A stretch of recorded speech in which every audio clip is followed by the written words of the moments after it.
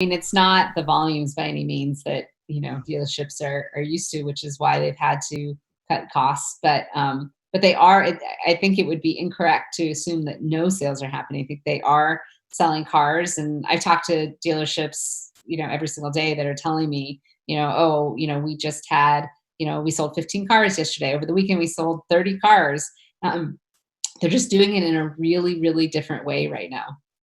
And when you think about it, like regardless of what your income is, and yes, we're going through tough times, and you may have lost your job, but in Canada there are 600,000 leases coming due this year, so people will need a car.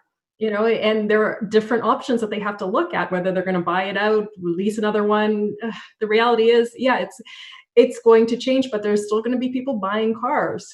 Yeah, that's a great point. And I think if you take a look at the people that are coming off lease, the best thing that you could be doing right now, especially the ones that either their lease is up or it is in the next month, is to send them, hey, your lease is coming up.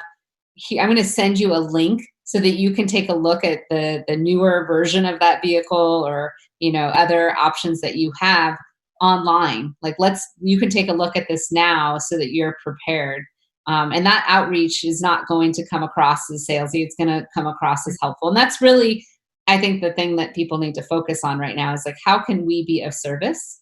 Are there pockets or elements, of consumers that where we know there's a need? Kind of similar, like I said, the downsizing one is another one, right? When you do outreach and you're thinking about, hey, we know that X amount of people in our community have been hit or impacted, or either had some kind of financial impact where they've lost their job or something.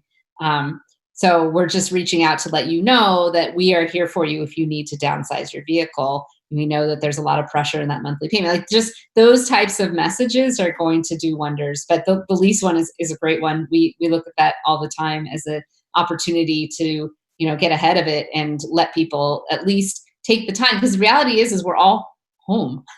So and we actually see this in our data, where we're looking at what's happening. We know walk-in traffic is been slowing down to a halt, but the online traffic is still very present. I was just looking at data yesterday that shows the dealer website traffic is maybe down 25%, but the activity that's happening in online deal making is up close to 20%. And then the people that are actually starting the buying process online is up 47%.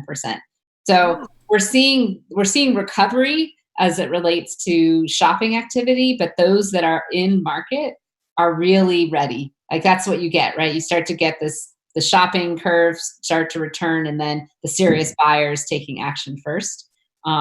So there's a lot of engagement. People are home. I wouldn't say they're bored. I know I'm not bored. I'd like to actually have more time to myself, but they're home and they're online. So if they're in need or they're worried about their financing, they're online looking. And so now's the time to think about those segments that may be of need.